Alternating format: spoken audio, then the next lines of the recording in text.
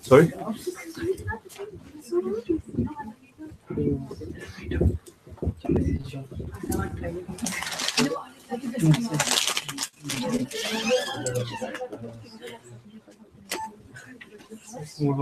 You're on live. You're on.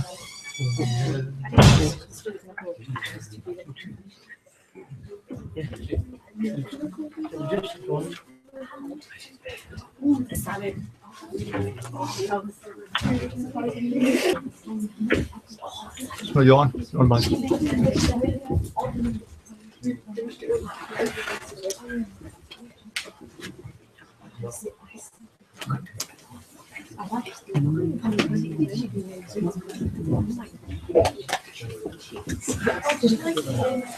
أعوذ بالله من الشيطان الرجيم. بسم الله الرحمن الرحيم. إنما أيها الذين آمنوا صلوا عليه وسلموا تسليما. مولاي صل وسلم دائما أبدا على حبيبك خير الخلق كلهم. يا ربي صل على محمد وعلى سادتنا آله وصحبه الكرام.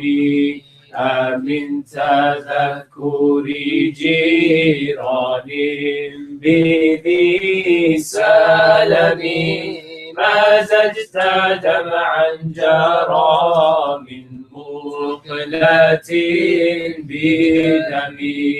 أم هبت الريح من تلقاء كاظمة وأومض البرق في الظلماء من إضمي. مولاي صل وسلم دائما أبدا على حبيبك خير الخلق كلهم.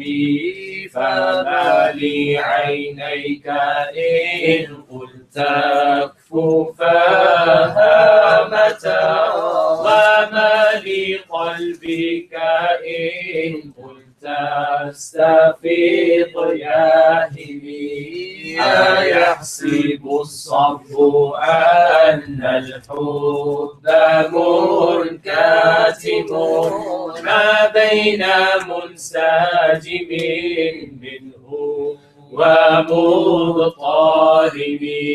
مولاي صل وسلم دائما أبدا على حبيبك خير الخلق كلهم. لولا الهوى لم ترق دمعا على طلل ولا ألقت لذكر الباني والعالم. فكيف تنكر حبا بعدما شاهدت به عليك عدول الدمع والسقم. مولاي صل وسلم دائما أبدا على حبيبك خير الخلق كلهم. وأثبت الوجد خاطئ عبرة وضلال مثل البهار على خديك والعالم. نعم سار طيف من أهوى فأراقني والحب يعترض اللذات بالعالم مولاي صل وسلم دائما أبدا على حبيبك خير الخلق كلهم يا لائمي في الهوى عذري معذرة مني إليك ولو أنصفت لم تلمي عادتك هادي لا سري بمستتر عن الوشاة ولا دائي بمنحصم ما حطني نصح لكن لست أسمعه إن المحب عن العداد في صممي إن اتهمت نصيح الشيب في عرضي والشيب أبعد في نصح عن التهم مولاي صل وسلم دائما للخلق كلهم مولاي صل وسلم دائما أبدا على حبيبنا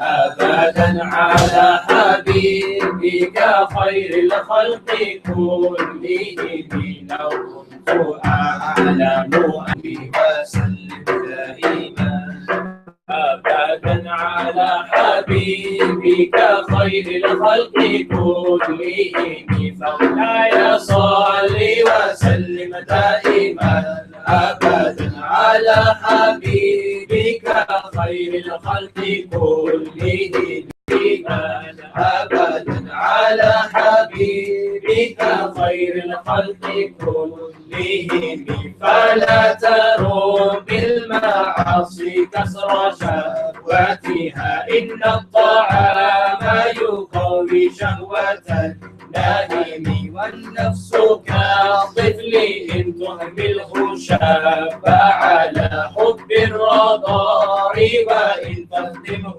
ينفطم مولاي صل وسلم دائما أبدا على حبيبك خير الخلق كلهم فاصرف هوى حاذر أن توليه إن الهوى ما تولى يسمي أو يصمي وراعيها وهي في الأعمال سليمة وإن هي استحلت المرعى فلا تصيبي مولاي صل وسلم دائما أبدا على حبيبك خير الخلق كلهم كم حسنت لذة للمرء قافلة من حيث لم يدري أن السم في التسامي واخشى الدسائس من شباع فربما نصت من الطخان مولاي صل وسلم دائما أبدا على حبيبك خير الخلق كلهم والصفريق دمع من عين قادم تلأت من المحارم والزم حمية الندم وخالف النفس والشيطان وعصيهما وإنهما ما حضاك النصح فاتهم مولاي صل وسلم دائما أبدا على حبيبك خير الخلق كلهم ولا تطع منهما خصما ولا حكما فأنت تعرف كيد الخصم والحكم أستغفر الله من قول بلا عمل لقد نسبت به نسلا لذي حكم مولاي صل وسلم دائما أبدا على حبيبك خير الخلق كلهم أمرتك الخير لكن ما تمرت به وما استقمت فما قولي لك استقم ولا تزودت قبل الموت نافلة ولم أصلي سوى فرض ولم أصوم مولاي صل وسلم دائما أبدا على حبيبك خير الخلق كلهم مولاي صل وسلم دائما أبدا على حبيبك خير الخلق كلهم يا ربي صل على محمد وعلى سادتنا آله وصحبه الكرام.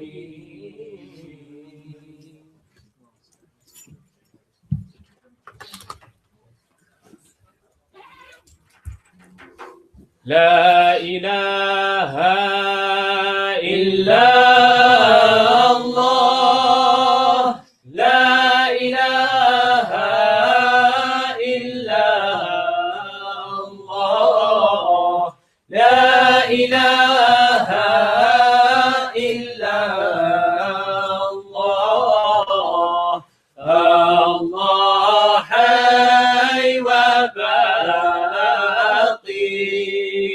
لا إله إلا الله لا إله إلا الله لا إله إلا الله الله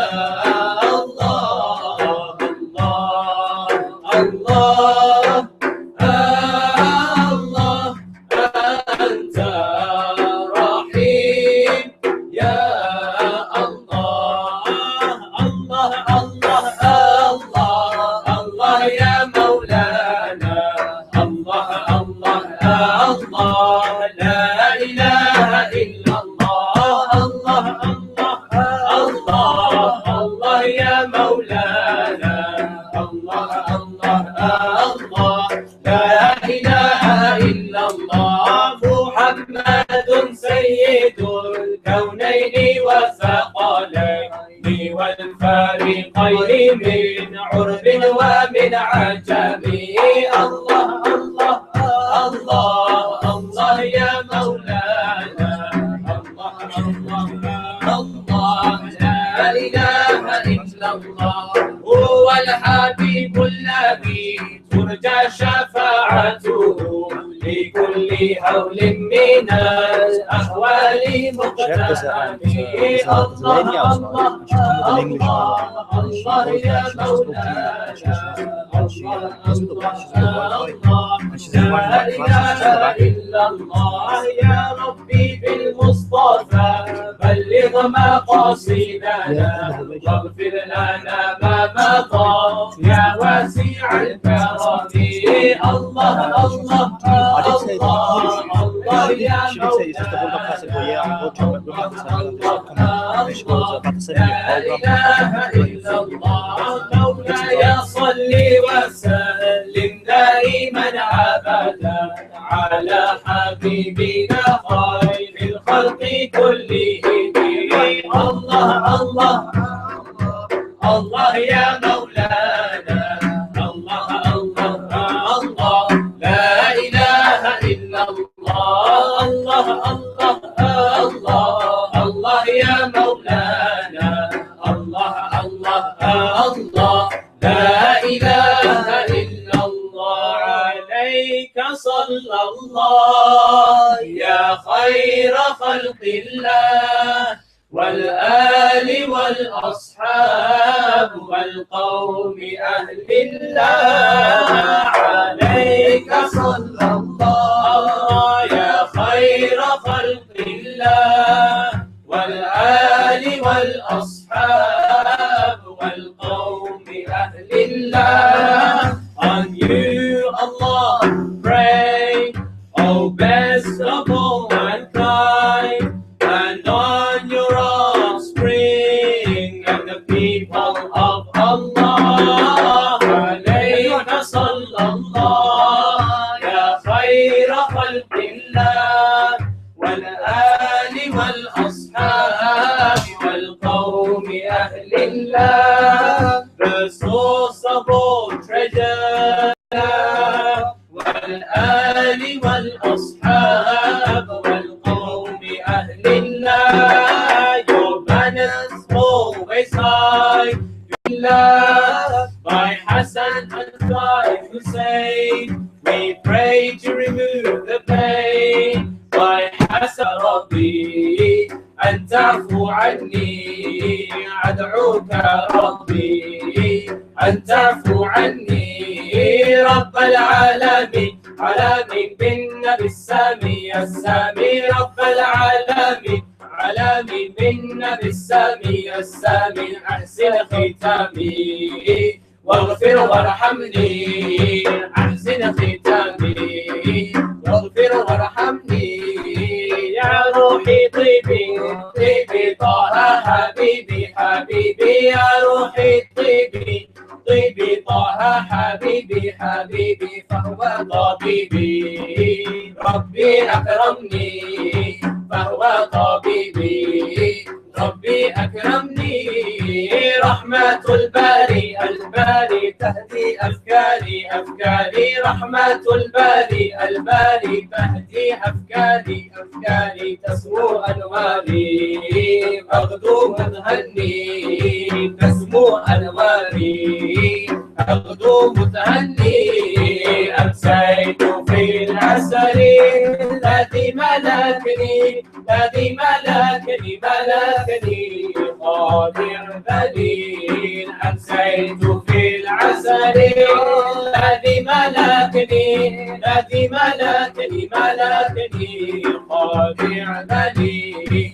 له السماء بالوصف ولا أتقني، ولا أتقني أتقني كيف السبيل. يا رحمة للعاشق المولى، عاشق معلى معلى ليل طويل. ومن عشق يصبر على تجلي، على تجلي تجلي صبرا جميل أمسيت في العسل الذي ملكني ملكني قاضي الولي.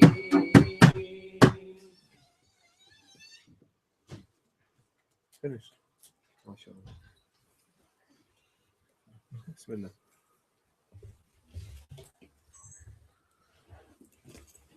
Bismillah ar-Rahman ar-Rahim. Assalamu alaikum. Shukran. Put the camera on. I thought there were about 6 of you sitting there. Only 3. بسم الله الرحمن الرحيم الحمد لله رب العالمين والصلاة والسلام على أشرف الأنبياء وعلى آله وأصحابه أجمعين أما بعد فقد قال جل وعلا في كتابه المبين وإنك لعلى خلق عظيم وقال النبي عليه الصلاة والسلام من رآني في المنام سيراني يقظة. السلام عليكم ورحمة الله وبركاته. Inshallah, we're going to complete 3 lines today, and I'm going to concentrate on the third one specifically as a topic. And we stopped last lesson on لولا الهوى لم ترق دمعا على طلل ولا عرقت لذكر الباني والعلم. The next line is وكيف تنكر حبا بعدما شهدت به عليك عدول الدمع وسقم وأثبت الوجد خطي أبرة وطنا مثل البهار على خديك والعنم. نعم صرا طيف من أهوى فأرقني والحب يعترض اللذات بالعلم. Those are the 3 lines we're going to cover today.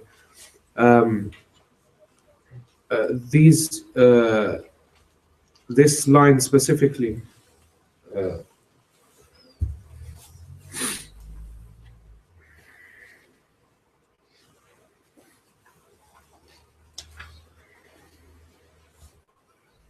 yeah, that's what it stopped at. This next line, فَكَيْفَ تُنْكِرُ حُبًّا, that line and the 5 lines after it are very, very special, because according to the dream in which the faqir, the dervish, whose name is Abu Siddiq al-Raja'i, I think, when he met Busiri in the marketplace, asking him for the poem. And then he said, which poem, if you recall the story? And he said, the one that you sang to the Prophet last night. And he described the story. That story is narrated through him, you see. There was a moment in the story where he said that when you read the poem, the Prophet was swaying كَأَغْصَانِ الشَّجَرِ, like the branches of a tree, from right to left. He began to sway right to left from this line, وَكَيْفَ تُنْكِرُ حُبًّا, and for the next 6 lines, in fact. Yeah. Imam Qurtubi said, هَذَا أَوَّلُ السِّتْ. This is the first of the 6 lines where the Prophet ﷺ moved from right volumes.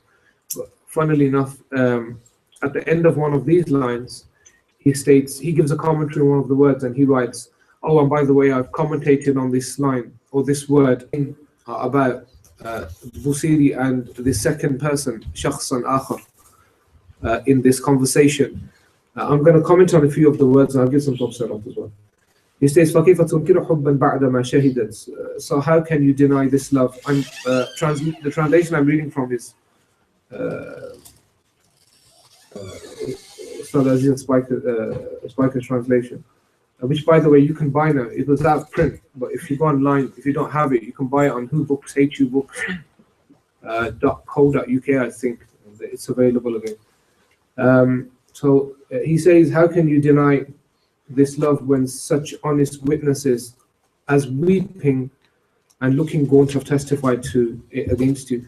The word that he uses for testification is shahidat. Allah subhanahu wa ta'ala states in the Quran, Alastu bi rabbikum qalu bala shahidna. An incredibly pivotal verse in the Quran, an important verse. It's the pinnacle of the covenant, which when God created people, we discussed this right in this second lesson. He said, Alastu bi rabbikum, am I not your Lord? Qalu bala, they said yes, shahidna, we have witnessed it. And witnessing is something amazing. In Damascus, there's a masjid called Jami Hanabila. And there's a story about the masjid that when they built it, they couldn't ascertain the Qibla for some reason. And then one of the people there saw it in front of him. It was unveiled to him. And our religion has had a great, one of the great cornerstones of our religion is Shahada, is witnessing the unseen essentially. If you look at the life of the Prophet ﷺ, time and space becomes entirely relative to him. He puts his hand through something and grapes of Al-Jannah appear. Time and space is all relative when Allah wants to make it relative to us. And we have great belief in this and the miracles that we find in all of them, and we're going to talk about some of them today. So Shahada is the greatest level essentially of Ma'rifah, where you see. And what's incredible is in Al-Jannah, the greatest gift. Jannah is a material place. Incredible, it's material, you see. This word is material, Jannah is also material, of a greater type of material, but it's still material. It's just material. And people will probably take, contend that and say, oh, are you kind of downplaying Jannah? I'm not downplaying Jannah, I'm just saying it's just material. And this is very, very important. That Adam alayhi salam felt lonely in Jannah without suhbah. I was asked a question by one of the Ahibba this week that, shouldn't we ask for Al-Jannah? People, you make dua. There's dua, sunnah du'as for Al-Jannah.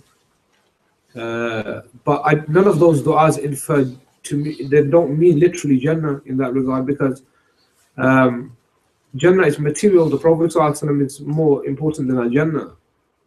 Jannah is material. You see, the Messenger of God is beyond that. So and not just that, Jannah, if you ask for Jannah, you're going to get it eventually, inshallah. But if you ask for the Messenger of God, then Jannah is going to come regardless, not as a lesser reward almost, because asking just for Jannah, you don't know what you're going to go through before you get there. But if you ask for the Messenger of God, then no harm will come to you. This is very, very important, because if you ask for to be in Zumra to Nabi alayhi salatum, the company of the Messenger of God on Day of Judgment, then there's nothing between you and Al-Jannah. If you ask for Al-Jannah, you don't know what you're going to get. Before that, you'll eventually get to Al-Jannah. Not to deny the Sunnah du'as, but we have to get our priorities right. Sayyidina Umar, when he kissed the black stone, he said, I only kissed you because the Messenger of God kissed you. To know the importance that you hold. This is incredibly important, you see. It's just a stone. It has a value because it was kissed by the Messenger of God, it received the value, the sharaf only then. You see, and this is a very important point, you see. Because Al-Jannah, we're constantly, and this is where we get these problems with kind of this romanticizing of war. Romanticizing of war. If you look at the Sahaba's questions, we're going to look at later, they would constantly ask for the Messenger of God, will we be with you? And we're going to look at one of the dreams, one of the stories regarding that. So Shahada is the greatest level. Now what I want to mention about Al-Jannah was the fact that after people enter Al-Jannah, the vision of God comes later, and it eclipses everything else, metaphorically speaking. Everything else becomes unimportant. The great vision of God, Ru'yatullah Jalla wa'ala, which show, and that's Shahada, you see. That's witnessing. And the people of God witness in this world, and most definitely they witness in the hereafter. And that's why the material things, they distract us and cloud our minds from the reality of something. I was in London and I don't know what it shows, but the reality is that, and some people see in gold and white, and other people do see in blue and black. I'm talking about reality. That's what they see. Saqam is like an illness that manifests itself in terms of how, like, you become very yellow, very bloated. It's وَأَثْبَتَ الْوَجْدُ خَطِّ أَبْرَةٍ وَضَنًا مِثْلِ الْبَهَارِ عَلَى خَدِّكَ وَالْعَنَمِ. And the agony of love, wajd. Now this word wajd here, we have different, wajd. In kind of esoteric circles, the word wajd means loads of things. Normally it means somebody going crazy in the gathering. wajd, until somebody takes his iPhone, then he snaps straight out of it. So iPhone 4 maybe not, but wajd here is al-ahzan al-qalbiyya wal-halat al-ishqiyya. Wajd here means the sorrow of the heart, although we've translated it here as, or it's been translated as agony of love. Actually, this is very precise. Agony of love. Ahzan al-qalbiyya, where your heart, and an example of that is if you're asleep, one thing that you'll probably have experienced before is when you're asleep, the kind of what can I say, emotions, your sensory perception, or your emotions rather, are much stronger. So for instance, I mentioned last time, if somebody's in love, when they wake up, their heart's beating, they think that they've been hit by a train or something. Or if they feel sorrow, somebody dies in the dream, then they wake up actually feeling that that person's died. And the emotion, just they're overcome by that emotion, but it's not true. And it's so effective that it stays probably for half of the day. The memory probably stays for much longer, stays much longer. Now, this is al-ahzan al-qalbiyya, the most heightened level of heartfelt emotion. Like say the Aisha, when they accused of the story of when they accused her of zina, wal-'iyadhu billah, and before God exonerated her, she said that I cried so much that I thought I was going to die, or my chest was going to burst. So this level of, that's what Busiri is talking about, that he's at such a stage where he feels literally like his body's going to give way because of his separation from the beloved. And that's what wajd is, وَأَثْبَتَ الْوَجْدُ. Now the amazing thing is, we have a romantic understanding of a lot of things. For example, just to kind of strike just to give an example, when people talk about Dajjal, everybody, all the youngsters come and Dajjal's going to come. The ulama, the Sahaba especially, they ask God to take them before Dajjal comes because of his fitna is so severe. People have made it into a computer game now, almost like, I can't wait. You don't know. Yeah, I don't know. He's gonna kill people and murder people. And more people are going to leave their deen, they're going to lose their religion. They lose their religion. Similarly, when people talk about the love of the Prophet ﷺ, often we conflate ideas. It's not an easy love, you see. It's a very difficult love. If you read the books of the Ushaq, it's a very, very difficult love. It's not easy. A man came to the Prophet ﷺ and he said, Ya Rasulullah, I love you. Inni la uhibbuk. Inni la uhibbuk. And the Prophet ﷺ said, are you sure? Didn't say in those words of Qamaqat. He said, do you truly love me? He said, yes. He said, then anticipate poverty to come to you like a tide comes to the shore. You see, and poverty doesn't mean literally in material goods, but you're going to become impoverished. People will leave you. You'll become insane, essentially, in the sense of what people consider insanity to be. We're going to talk about that today on the third line, very importantly, and something that Kharbuti mentioned, which is incredible, about zuhud. So that's what this wajd actually is. So, I don't like, this is my opinion, of course, we tend to these days use certain traditional words almost to infer our own ostentation to people.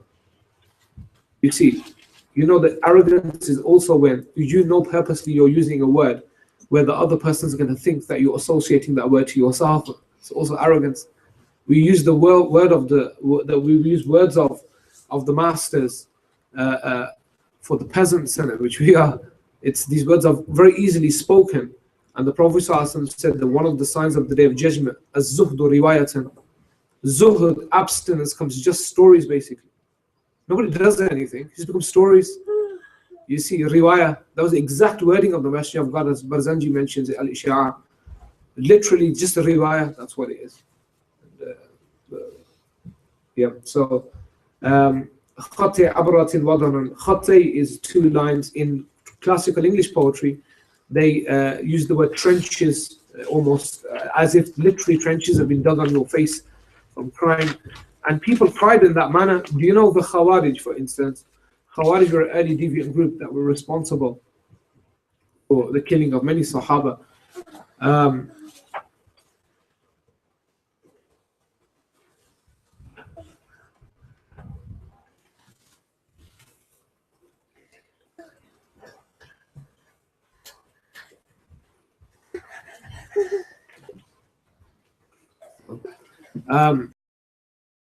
When they caught their leader, if they would cry so much, these people, out of the apparent fear of God, that literally they'd martyr and take your pick.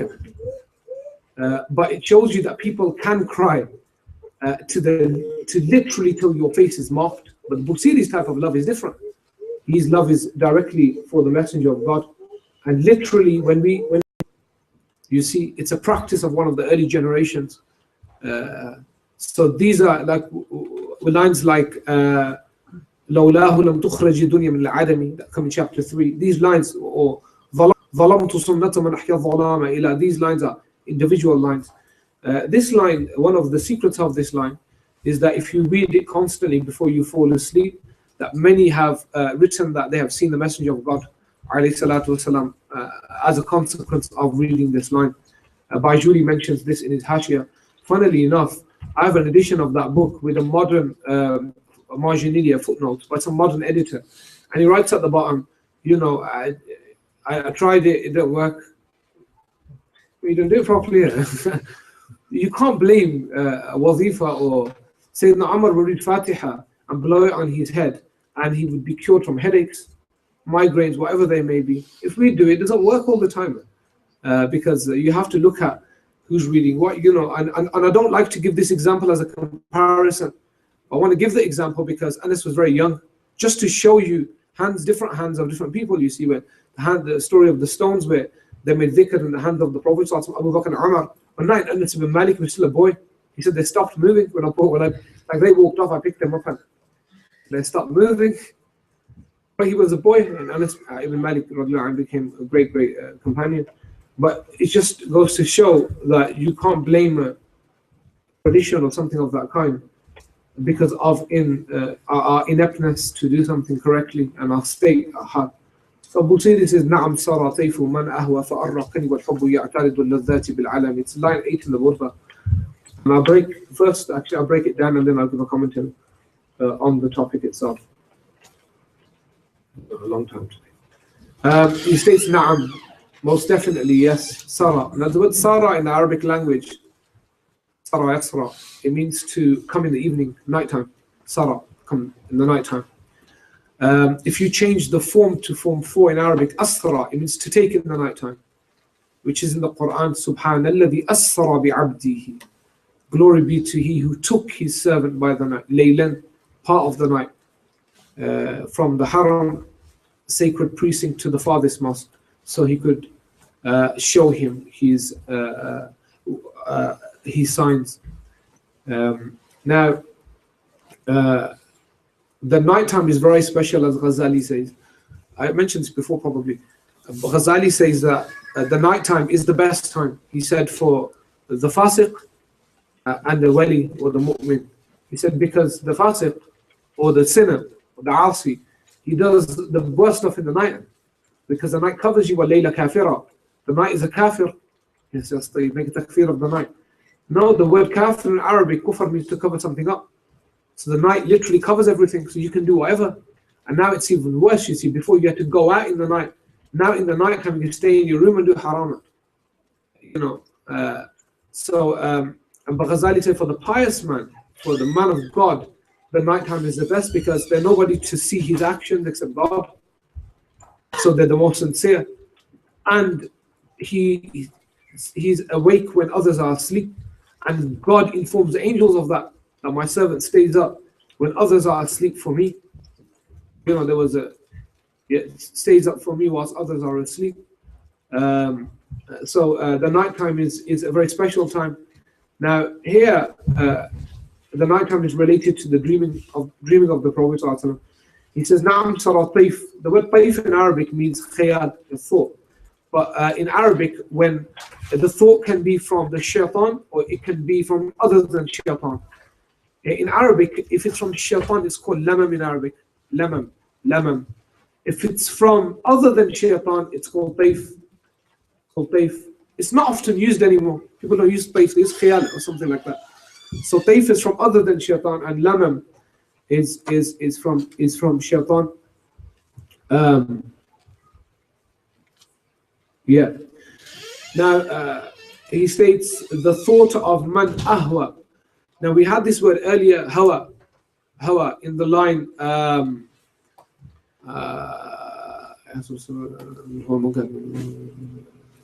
لولا الهوى لم ترق, last lesson.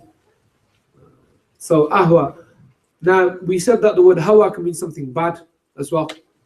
Hawa can also mean a desire that's not good. But hawa can mean desire that's excellent. Refer back to the lesson when we looked at the types of love. It was one of the types.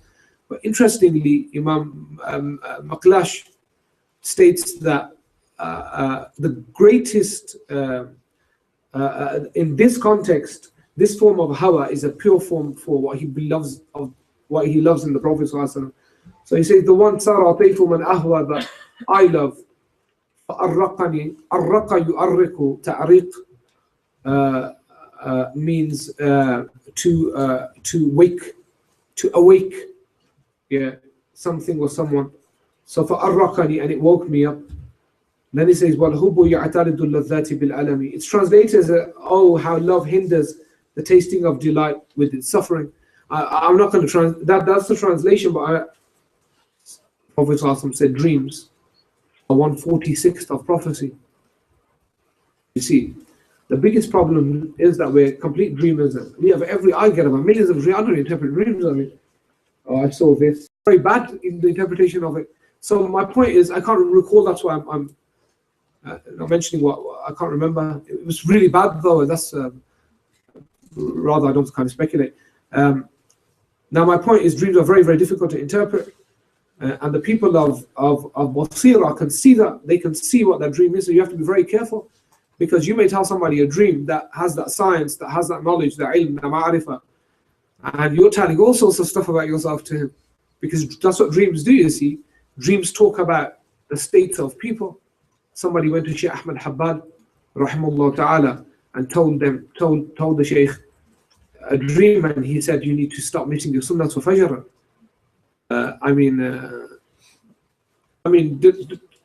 Don't mess with these people, you know. But that's a good thing at least, and there's advice. So, but dreams are very, very important. I'm going to talk about that, inshallah. So now, this last line here, وَالْحُبُّ يَعْتَرِضُ اللَّذَّاتِ. Oh, how love hinders the tasting. Now the word يَعْتَرِضُ here, Kharputi said something amazing. He said يَعْتَرِضُ, it means يَقْتُلُ. It means to kill. To kill. So he says, if you take an arrow and strike it, if you aim an arrow at the enemy and you fire the arrow and you kill him, essentially you change his state from life to death. يَعْتَرِض. You see, i.e. what you threw as something from yourself ended in misery for him. So he says that's what it means here, that essentially love kills love. That is a very important point he makes. Love kills desire, kills it. You say, how can love kill desire? Isn't that the whole point? No, it's not. Al-Maqlash says that the highest level of ladha is ma'rifatullah. Ma'rifatullah. Yeah? Ma'rifatullah. But he says ladha here bil alam. What it means essentially is ya'tad ladhat bil alam. Kharputi says the following, that if you love the Prophet ﷺ, he will take you to a stage or to a level where you will begin to hate everything else. You just hate it because they can't exist in the same place. And the example he gives is of Bahlul. Have you heard of Bahlul? Bahlul was like an, you must have heard of him. I don't know if they use a different name in some country, but Bahlul was a faqir in the time of Harun Rashid. Bahlul Wali they call him. So Bahlul is his old man. You know, these people were like Darawish, they were like fuqara. And people would laugh at them, make jokes of them. Their clothes would be ripped, no socks. They would probably have a musical instrument, even like a flute or something, or something of that kind. So Bahlul, always, you hear always Bahlul, Harun Rashid, the stories. Harun Rashid is a Khalifa. So Harun Rashid sitting there one day and he's thinking, I'm the Khalifa and I've gathered all this power and wealth. How do I put the, what about the Akhirah? How can I balance the dunya with the Akhirah? Now, by the way, I'm only telling this story, the Kharputi mentions it because I'll try to contextualize it. So Bahlul turns up, and in Harun Rashid's house is this really big, heavy object. So Bahlul's looking at it. Bahlul can see the question. He doesn't ask Bahlul. Bahlul has the mushahada, kashaf. He sees what he's in, what's in his mind. So Bahlul sees this object and he's walking around it, and he takes one corner and lifts it up and it drops. Thinks, man, how am I going to lift this up? Harun Rashid's looking at it. He's like crazy. So he goes on the other side, tries to lift that up. It's not working. He can't. Then he goes into the middle and tries to grab it, and he can't. And he looks at Harun Rashid. He said, see, it doesn't work. He said, what do you mean? He said, dunya and akhirah. He said, you can't have both of them. You see, what he meant was that one side of the object was the dunya, and the other side was the akhirah. If you try to lift the dunya, you're not going to get the akhirah. And you see, if you go for the akhirah, you're not going to get any dunya. Having both of them, he said, is impossible. You see, he was a faqir, you see. And Harun Rashid kind of, because what we have now is, and I want to be kind of candid here in front, we should not try to justify our love for the dunya with kind of Sufi aphorisms. So what we do is we love the dunya something, we love our iPhone, or we love our car, and what we do is we'll say, to justify it, we'll say, you know what, Shaykh Abu Hussain said, rahimahullah ta'ala, that just say I'm a nafsi person, and I'm working on it. And that's a very, very big problem. Called his famous book, Uqul Hamama. He talks about love, and he says, look, I don't really believe much in this kind of platonic love. And she's looked at this. He said, all right, let's go. We get you married. No problem, khalas. He said, shh, we can't do it.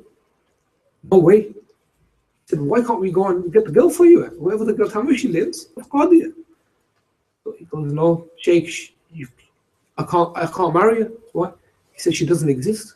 What do you mean? He said, I had a dream. I fell in love, and I can't. Which shows you how just a thought, literally, you can lose yourself over something. But my point is, at least it was a person in his dream, at least. Maybe they exist in Alam or Ru'ya. We fall in love with pieces of metal, literally, for 6 months anyway, until the upgrade comes out. But it's the lowest form of love in the history of man. And very unfortunate. So this is what Bahlul was talking about now.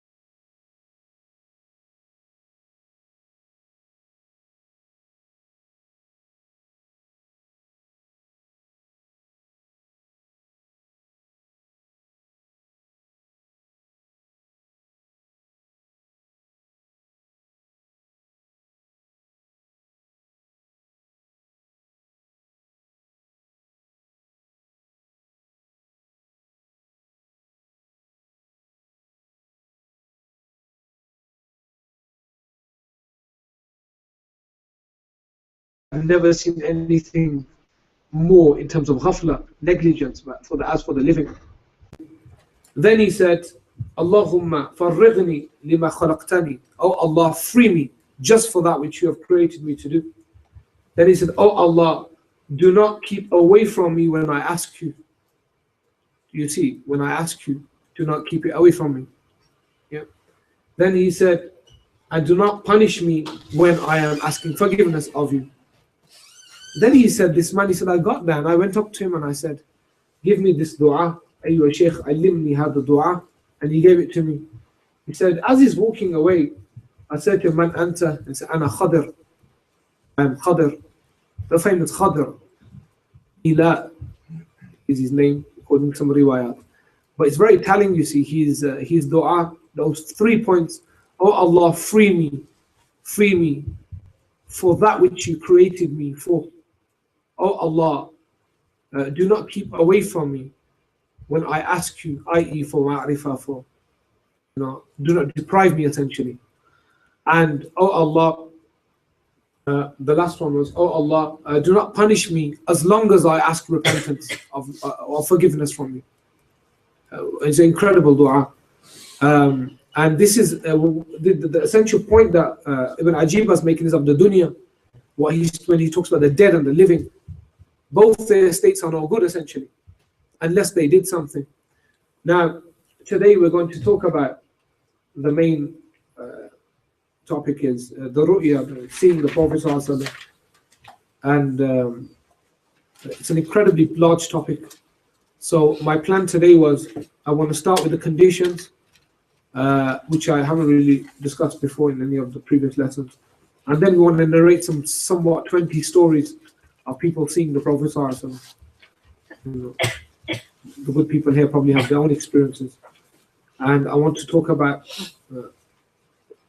inshallah, everybody loves stories, but stories about the Prophet ﷺ are the greatest, you see. And stories in dreams are very individual. So what I want to talk about first is seeing the Prophet ﷺ. A man came to the Prophet ﷺ, and we'll begin with this, inshallah. And he said to him, Aisha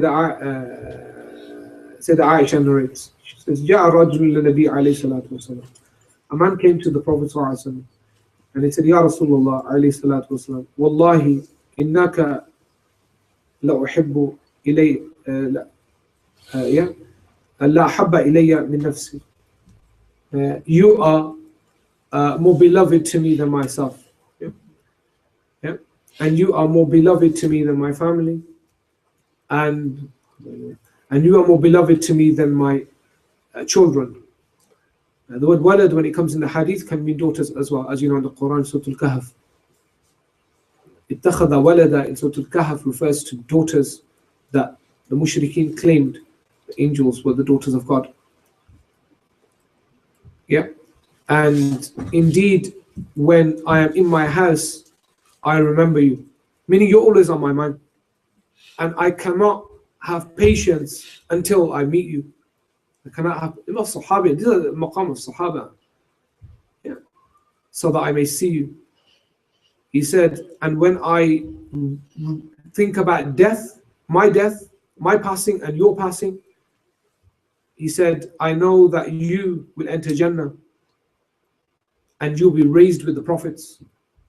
But me, I may enter Jannah, but I fear that I will not see you. Look at his question, the question he is presenting to the Messenger of God. Yeah.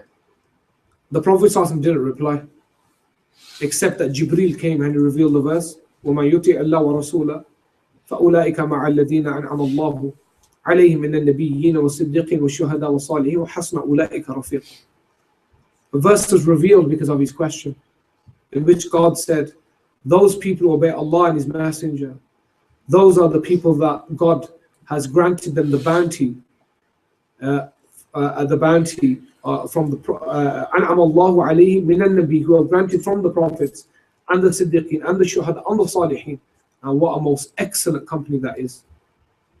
Meaning you will be with those people, but you have to look at the depth of this man's question. You see, the only question he had at the end was, إِنِّي إِذَا دَخَلْتُ الْجَنَّةَ خَشِيتُ أَلَا أَرَاكَ. I fear that I won't see you. The only question he has. And then God reveals a verse in his favor, which is incredible because he's Sahabi. Imagine, you don't see anything else, you see, except what I mentioned at the beginning, where people make dua for Jannah. He says, he said, إِذَا دَخَلْتُ الْجَنَّةِ. Jannah is a side, but my point is, I fear that I won't be with you. So Jannah becomes secondary to him, whereas the company of the Messenger of God becomes primary to him. This is incredible. And why it's incredible was because it's the Messenger of God's essential looking at him that made him or gave him that status. He would have been Sahabi otherwise. They say about a Sahabi named Aswad al-Ra'i. Aswad al-Ra'i, when the Prophet ﷺ attacked Khaybar, when the war with Khaybar began with the Jews, the last stronghold of the Jews after they had treacherously broken and planned and plotted against the Prophet ﷺ, that when he reached the gates of Khaybar, there was a man, he was a black Abyssinian slave of one of the Jewish men, and when he heard all the commotion, he said, what's going on? Why are you all getting geared up? Who are you at war with? He said, the man who claims prophethood. So he runs out with the flock and he comes to the Prophet ﷺ. He said, are you the messenger who claims prophethood? He said, yes. He said, what will I get? If I become Muslim, what will I get? He said, you'll get Jannah. And he said, I'll become Muslim. And he said, so, and the Prophet ﷺ said, armor up, get your armor on. So he puts his armor on. He said, Ya Rasul, I'm an honest man. These sheep are not mine, they're somebody else's. What should I do? The Prophet ﷺ said, pick these pebbles up from here, throw them at the sheep, they'll run to their owner. And he throws them at the sheep, and they all run all the way back into the fort in the right direction, miracle. And they go back to their owner. He went fought and he died. He never prayed any salah, never fasted, nothing. He did nothing of ibadah. But because the messenger of God saw him and glanced upon this man, the man will be the messenger of God in Al-Jannah. This is incredible, you see. He had no ibadah, this man, zero, nothing. He just literally converted and died, which shows you, when people talk about connection to the messenger of God, that it wasn't him, you see, it was the fact that the messenger of God looked at him, made him a Sahabi just like that. And that was enough for him for the hellfire never to come near him, which is an incredible point. If you really look at it, that God has granted his prophet that on such an honor where a man doesn't do anything, nothing in his life, but just because you looked at him is sufficient, that is, for the man to enter Al-Jannah. This is a profound point. The question is, if somebody sees the Prophet, how do they know it's the Prophet? How do you know? Because this is a question in everybody's mind. You wake up and the people will say that, did I see the Prophet? Was it in my head? You see, this is why I believe that within the next 10 years, I think Talha, we discussed this last time. I think they will make a film with the Prophet with the person acting as the messenger of God. I think they will do it, and I think some Muslims will even be okay with it, because that's the way we're headed. You see, that's the way we're headed, because that's what appeals to us. And there will be Muslims saying, yeah, but it's got ta'aleem in it. People are learning from it. But, answer the following. Who will you be seeing in your dreams? You see, till this day, people are still thinking that Sayyidina Hamza looks like Anthony Quinn. Really, and to us, you don't know the real face. You see my point? And so how do you know? So there are three general conditions, and then I'm gonna explain these in depth. Three general kind of loose conditions that the scholars they put out. They say that a person sees the Prophet in his dream, and the Prophet says, "Ana Rasulullah." I have to tell you something. If a person sees the messenger of God and the messenger of God talks, it's a very high level dream. It's a high level of a dream.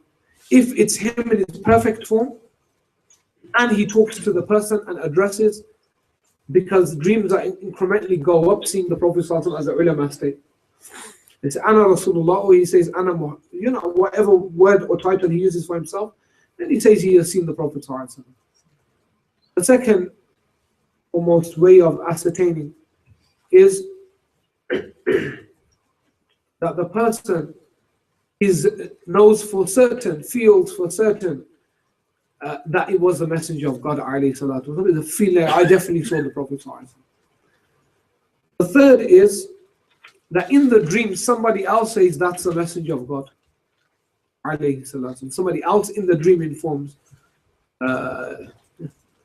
So these are the three general kind of, that's a general framework, but I'm going to get more specific now. There are two main opinions about, can you feel that the Prophet ﷺ came in your dream and it not be the Prophet ﷺ, and you're 100% sure? Can that happen? It's a question.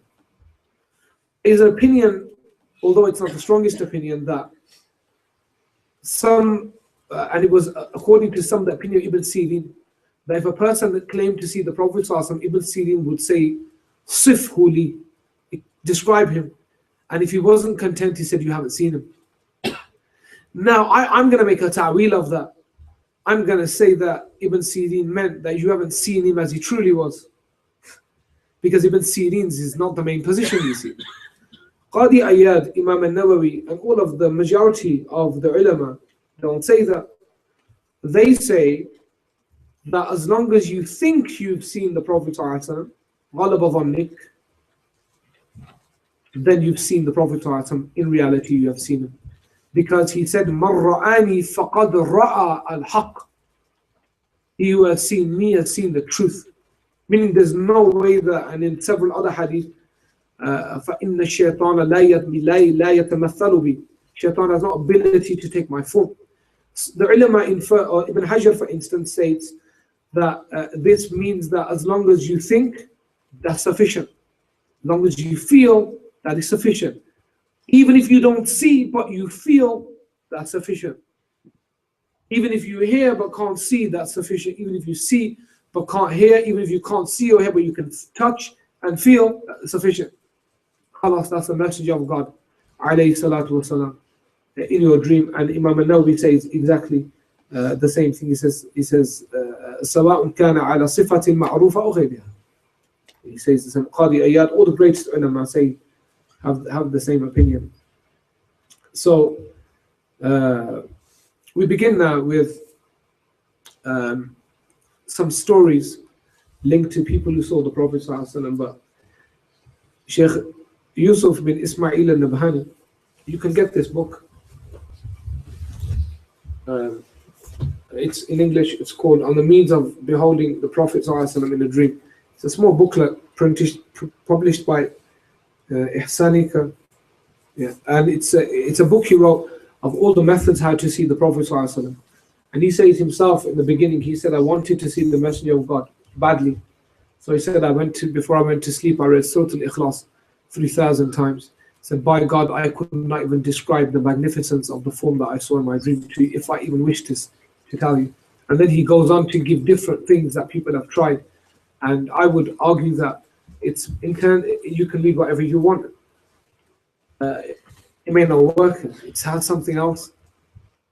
You know, a brother came to me, or somebody that I know quite well, and he's not in this room. So he came to me and he said, "Give me something to read to see the Prophet ﷺ." I want to give you to read. I said, I can give you something that somebody else has said. I have books on it. So he said, whatever. So I said, there's a real famous thing that you can read to see the Prophet ﷺ. So I said, go and read it. He came to me in the morning and he said, I saw the Prophet ﷺ in my dream. It's just heart and people have hearts like that sometimes, you know. Maybe for us, maybe not. But nothing wrong with the litany. It's the person. He really wanted to see the Prophet ﷺ, and that's very, very important, you see. And some of the ulama say that the greatest way to see the Prophet ﷺ is to read about him and know his sifat. Do you know what he looks like? We're going to talk about that, inshallah. You know, last week I saw this video on the internet. If you didn't see it, then I mentioned a few of the lessons about the gatekeeper of the grave of the Prophet ﷺ. I don't know if you mentioned it. For one beautiful thing that he said, I used to sit, he's still alive, I think. The video is a few years old, but maybe he's alive, inshallah. He said, I used to sit 1 meter away from the grave of the Prophet ﷺ. He used to keep the grave, look after it. Nobody else was allowed in, you see. And he said, I used to sit 1 meter away from the grave of the Prophet ﷺ. And the Shaykh on the Shaykh said, did you used to hear the Prophet ﷺ's voice? Great. He said, I used to sit there, and then after a while I could hear something nudging me, like out the way. And he said, I realized that angels had come into the room. Literally, I could feel them walking into the room. There's a place of celestial reality there. That's a place where people don't understand. You see, we're just used to kind of these concrete brick. This is from heaven, and the entities that exist in that area, angelic forms of all the mightiest angels gather there every single day. People can literally feel it. You can feel them walking past you. It's incredibly heavenly. One Shaykh told me that there was a moment some years ago where they saw literally a light from the dome of the Prophet's masjid that was going straight into the sky. I know people who witnessed it themselves, into the sky. This is the reality of the Messenger of God, alayhi salatu wasalam. And even when the people of God die, I still remember when Shaykh Abdullah Sirajuddin passed away, it rained in Medina on the same day. People of God, when they're taken, people of the Messenger of God, we're going to find out what happens. There's a story, and these are so many different stories. Sayyidina Uthman radiallahu anh woke up and he was fasting. He was fasting, and he freed that day 20 slaves, freed them.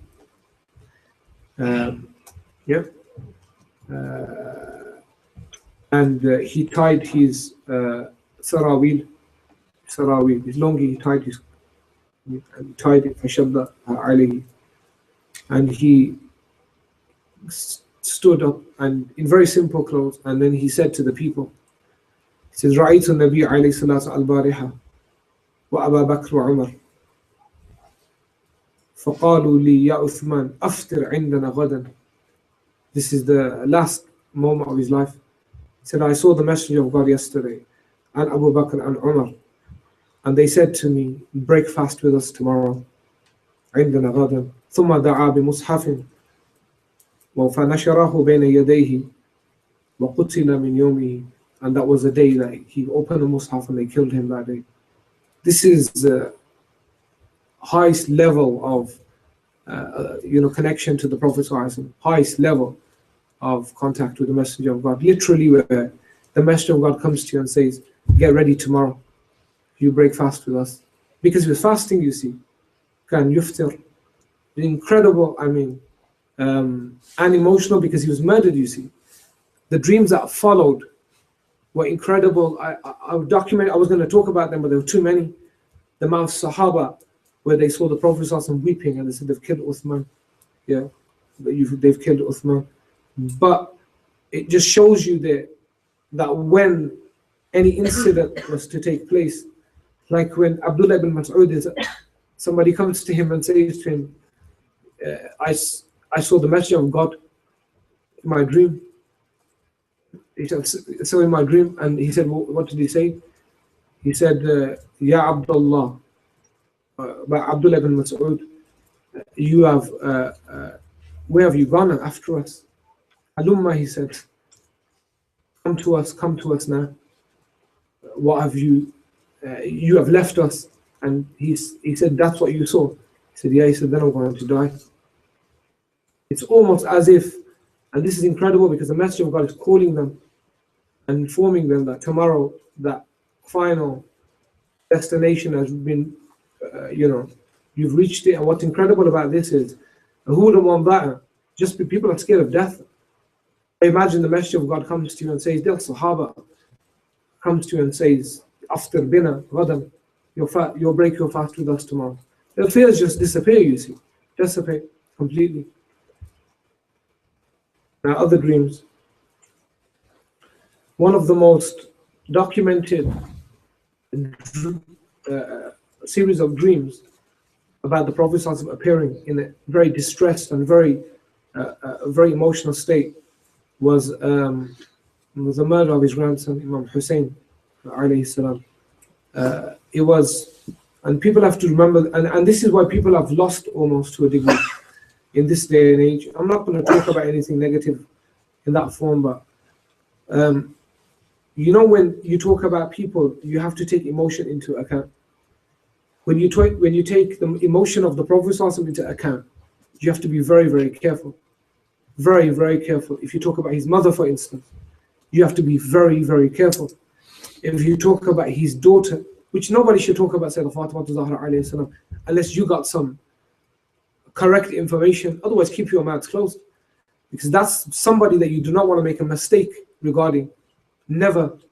Because when the Prophet ﷺ calls a person a part of him, that same person who looked after the Rawda, he said her bed was in the room behind the Prophet. Her bed, he said, the Ottomans took it. Well, good. He said they didn't leave anything for the Saudis.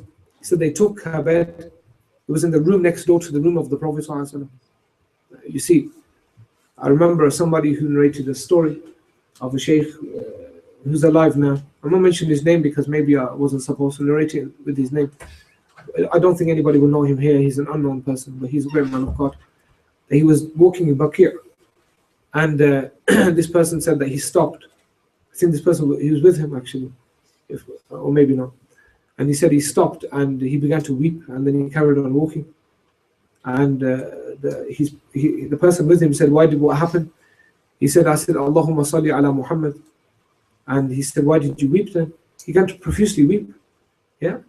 And he said, I heard a voice say, the voice of Sayyidah Fatima alayhi salam said, she said, قَدْ نَسِيتَنَا. She said, why have you forgotten us? Which is Al-Muhammad essentially. So you have to be very, very careful in talking about or discussing people that are deeply connected to the Prophet ﷺ. You see, a lot of big people have fallen because of this. So when you talk about Imam Hassan or Hussain, do you know that the Prophet ﷺ had a dream? And in his dream, he saw his daughter. And his daughter took a part of her body and placed it in front of the Messenger of God. And she, in his dream. And then when he woke up, he said, this will be the birth of Hussain. This is the seriousness of the matter, you see, of the family of the Prophet ﷺ. We dream about the Prophet ﷺ, imagine it. And the Prophet ﷺ's dream about Fatima Zahra, which is, you have to understand that. How, one thing is for us to dream, but if the Messenger of God is dreaming and he's seeing his daughter in his dream, that's the Messenger of God now we're talking about. It's a very, very high status. Somebody once asked me a ridiculous question. He said, was Sayyidah Fatima Zahra alayhi salam better than all the Sahaba? I said, you don't even have a right to ask that question. I said, none of the ulama debate that issue. They don't talk about her. When they talk about Afdaliyah, they just leave her to one side, you see. She has her own category, she has her own association to the Messenger of God. You don't get into that issue, you see. You just don't go there. So he had a dream. Abdullah ibn Abbas narrates. It's taken by Abdullah ibn Abbas, Marratan min nawmihi, and this is catalogued because there's a lot of dreams like this that people had exactly at the same time. And he said, Qutila Hussain, Qutila Hussain. He was shouting like he just woke up and he kept saying it. Nobody had known if Sayyidina Hussain alayhi salam had been killed. And this is before he had been killed. وَكَانَ ذَلِكَ قَبْلَ قَتْلِهِ. So the people said, what are you talking about? If you know what you're talking about? Before he had been killed. He said, I saw the Messenger of God in my dream. وَمَعْهُ الزَّجَّاجَ مِنْ دَمٍ. He was going around and he had a glass vessel and he was collecting blood. And he said, now this is incredible because recently, about 4 or 5 years ago, I have no interest in cursing Yazid, but I have no interest in him at all. I leave that to Imam Ahmad and his takfir of him. But he shouldn't be part of any mention in any gathering. I mean, I'm not talking negative, forget positively. I'm saying just to ruin the gathering. Because why? Because he was responsible for killing the Messenger of God's grandson.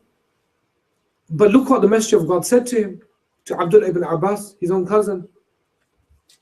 He said, do you know what my people did after me? Yeah. He said, أَلَا تَعْلَمْ مَا صَنَعَتْ أُمَّتِي بَعْدِي. He said, do you know what they've done? Now, this is the Messenger of God in an incredibly distressed state. He said, قَتَلُوا إِبْنِي الْحُسَيْنَ. He said, use the word my son. He said, they've killed my son Hussein. وَهَذَا دَمُهُ وَدَمُ أَصْحَابِهِ. This is his blood and the blood of his companions. أَرْفَعُهَا إِلَى السَّمَاءِ. Meaning I won't let it stay on this earth I'm collecting it to take back to the heavens. Now, you read the books of Tariq, the ulama say after the blood of Hussain was spilt on the land of Karbala, they said Iraq will never have peace again. A man came to Anas ibn Malik or Abdullah ibn Abbas from Kufa in Hajj. He said to him, if we step on an ant, does it invalidate our ihram? He said, who do you think you are? He said, what do you mean? Give me an answer. He said, you kill the grandson of the Messenger of God and you ask me about stepping on ants. Who do you think you are? You desert him in that manner. And there were several dreams. In one dream, the Prophet ﷺ is seen with dust in his hair, doing the same thing, collecting the blood of his grandson. And then they wonder why Baghdad keeps getting sacked. If it's not the Mongols, it's ISIS. That land will never have peace. That where the blood was spilt of the family, the progeny of the Messenger of God, alayhi salatu wasalam. But this was a dream that Abdullah ibn Abbas had on that day. And then he said, in another dream of Salama, she narrates that, and she was weeping. And they said, why are you crying? She said, رَأَيْتُ النَّبِيَّ صَلَّى اللَّهُ عَلَيْهِ وَسَلَّمَ تَعْنِي فِي الْمَنَامِ وَعَلَى رَأْسِهِ وَلِحْيَتِهِ تُرَابٌ. On his beard and on his hair was dust. And I said, مَا لَكَ يَا رَسُولَ اللَّهِ. He said, شَهِدْتُ قَتْلَ حُسَيْنَ آنِفًا. He said, I witnessed the killing of my grandson from above. Anifan, which is again, these are dreams of Salihin. These people are seeing the emotional state of the Prophet ﷺ with his ummah. You see, it shows you these are the A'imma of the ummah, because the leaders, they see the Messenger of God telling them how he feels about everybody else, not about them, but everybody else. We're going to talk about some more Bushra dreams now, inshallah. There was a dream narrated by Hamza al-Attar. He said, I was with Hassan al-Basri and a man came. He said, Ya Aba Sa'id. He said, I saw the Messenger of God yesterday in my dream. He said, and he said, what happened? What happened? He said that, no, this I'm not going to. Abshir thumma abshir. This is not the one I want to read. Sorry.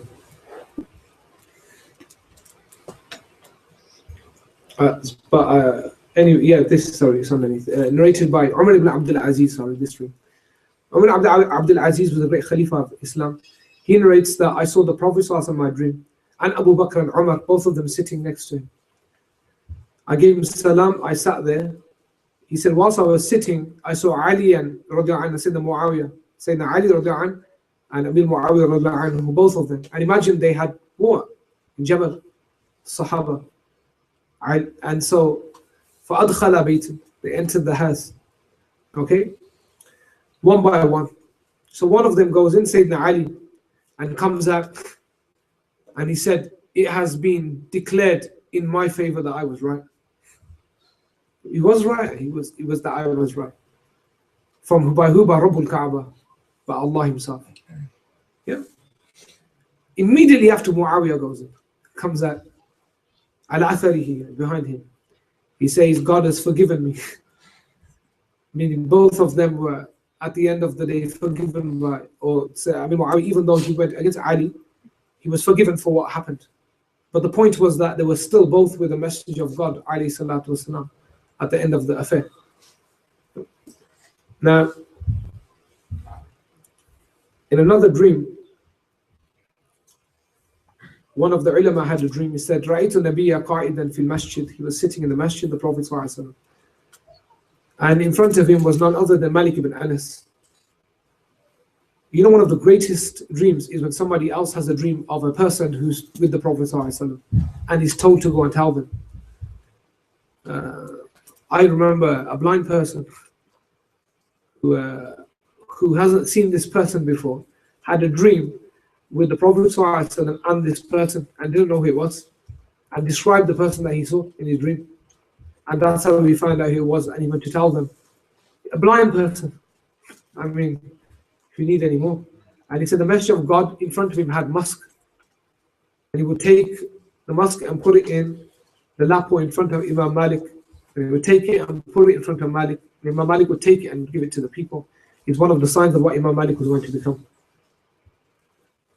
In a dream, the uncle of Imam Malik, of Imam Shafi'i, had a dream. And he saw the Prophet ﷺ. He said, Ya Rasulullah, Muhammad ibn Idris al-Shafi'i, he was cousin, Ibn Amrik, he's my cousin. Yeah, so Shafi'i, he's my cousin. Muhammad ibn Idris is my cousin. He said, have you given him anything? Have you given him something, or have you chosen him for something? Given him something special, chosen him? And the Prophet ﷺ said, Na'am. I ask God that he's never questioned by God. He has no questioning. He said, Ya Rasulullah, what did he deserve? What did he do? And he said, he sent a salah on me, a prayer on me. He said, nobody has ever sent a prayer like that on me. He said, Ya Rasulullah, what was it? Ma tilka salah, Ya Rasulullah. He said, Kana yusalli alayhi, Allahumma salli ala Muhammadin kullama dhakru dhakirun, wa salli ala Muhammadin kullama ghafala an dhikri ghafilun. And in another dream, Imam Uqlishi mentions that one of the ulama saw Imam Shafi'i walking with confetti roses being thrown on him, and a green kiswa being draped over his back by the people of heaven just for that one salawat. Imagine the weight of what these people wrote. If it wasn't, I think he wrote it in the Kitab al actually, in the introduction. He wrote that salawat just for that one. And people now, and this is my point, and people now have no problem with putting SAW there. What are you talking about? You have time to write your text message. Why can't you just at least put the full salawat though? Peace be upon you. You have time for everything else. This is the reward that the people get for it. Why would you want to keep yourself away from that reward? Shibli, if you know what Shibli is very important. Shibli, everybody thought was mad, you see. Shibli is this great Sufi dervish. You don't have them anymore. Not the dervishes anyway. Yeah. So anyway, the real term fuqara, Antumul fuqara ila Allah, wallahu ghaniyul hamid. Now the word faqir. Now the word faqir is again, it's just the real fuqara, real people that gave everything up. The fuqara of Morocco, for instance, was slightly different to all of them. The reason they were different was because their zuhud was literally giving everything up. They just wake up in the morning, make dhikr till the night, and then wake up in the morning, make dhikr for about 70 years until they die. That's all they do. It's like their job. It's all they do. And often they would beg for money just to eat, and then would carry on doing what they do. And by that, many people didn't. By that, the mercy of God descended on people, and people were saved from diseases and calamities by those elect group of people. And people say, oh, how can you say that? How can you say that these pious people, because of them God has mercy? Having had the hadith in Bukhari, the Prophet ﷺ said, his wife narrates Zainab bin Jahash, so I woke up and I saw the Messenger of God wake up in sweat, and he was sweating profusely and with a worried look on his face, an extreme worried look. She said, Ya Rasulullah, what's happened? He said, they have penetrated it.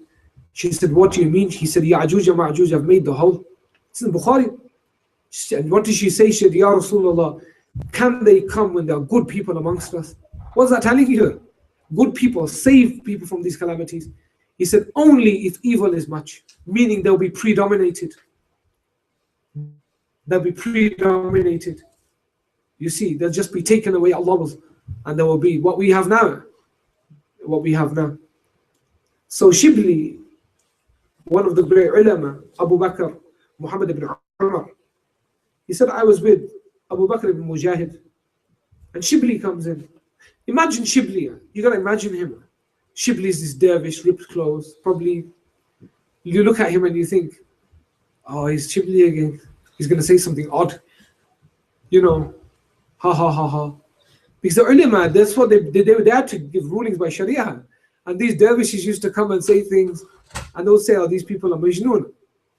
So he comes in and they say, Abu Bakr ibn Mujahid, one of the great ulama of the early generation, stood up, hugged him and kissed him on his head.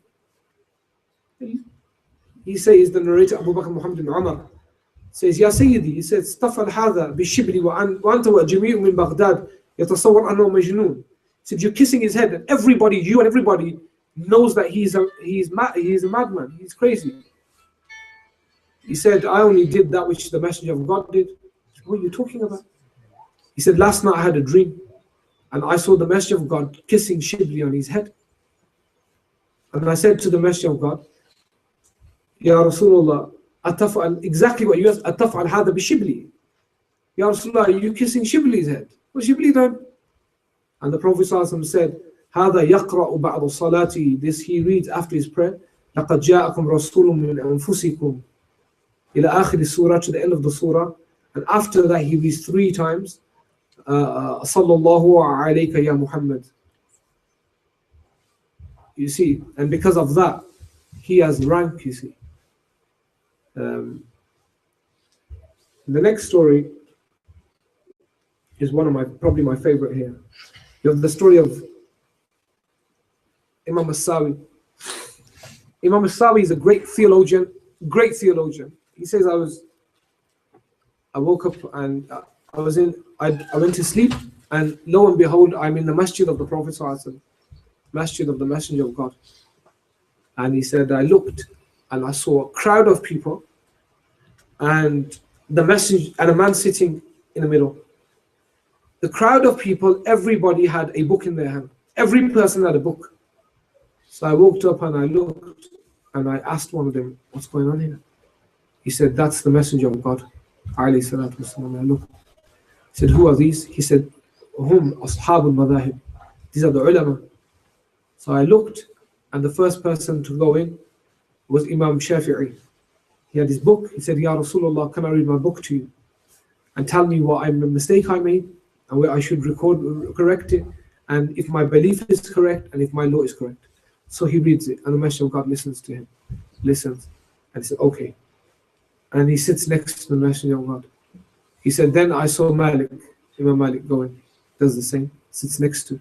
Then Abu Hanifa goes in. He said, like this, all of the great A'imma, I saw them. So he said, I kind of pushed my way forward as well. And I had a book in my hand as well. All of a sudden. So I went in front of the Messenger of God. And I said, Ya Rasulullah, I have a book as well. He said, what's your book having? He said, this is my belief and the belief of Ahl Sunnah. He said, whose book is it? He said, it's not my book. He said, who wrote the book? He said, Abu Hamid wrote the book. Ghazali. He said, where's Ghazali? He said, lo and behold, Ghazali appears next to him. He said, Ghazali kneels in front of the Messenger of God, kisses his hand, takes the hand of the Messenger of God and puts it on his cheeks like that. Tabarrukan for barakah. He said, okay, now you read the book. So he said, I began to read the book.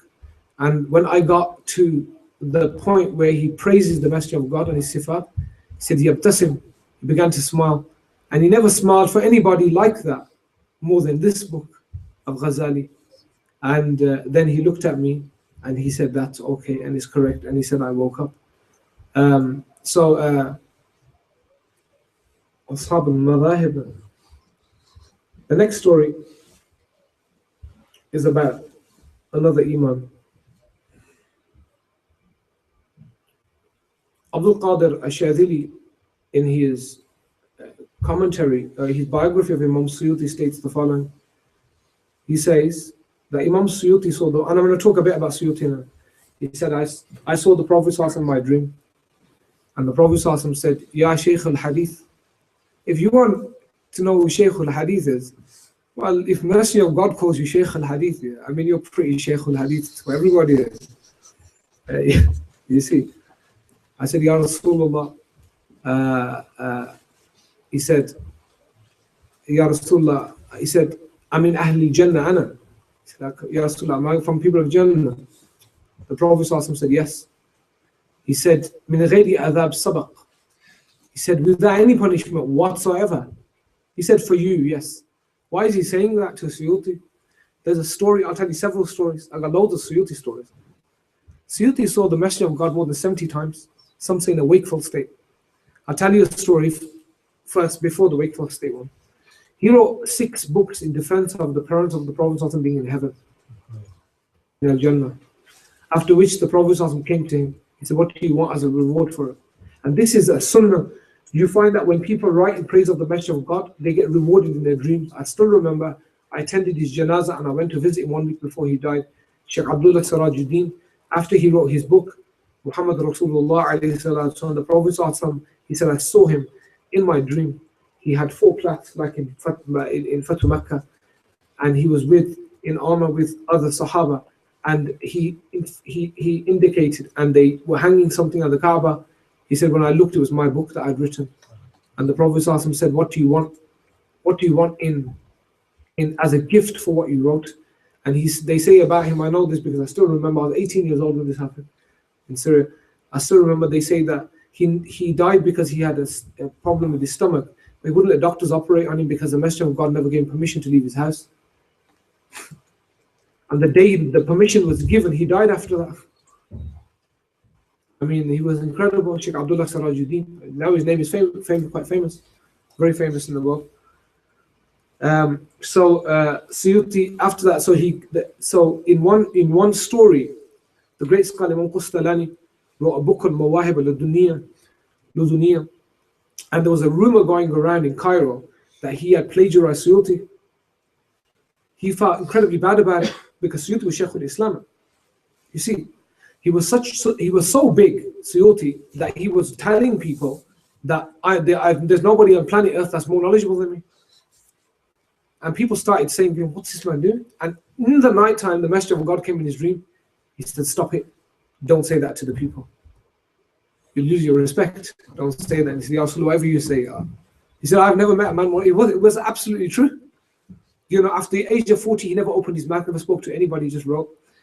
So Qastalani takes his hat off, his shoes off, and he walks to Suyuti's house in humility, begging for forgiveness. I didn't do it. That's my own book. He knocks on the door with no reply. Knocks again, no reply. Knocks again, and just stands there. After a while, Jalaluddin, Imam Suyuti, opens the door. He said, don't worry about it, go. Close the door again. They asked him later what happened. He said that I heard the door knock. He said, I couldn't open it. He said, why? He said, I was sitting next to the Messenger of God.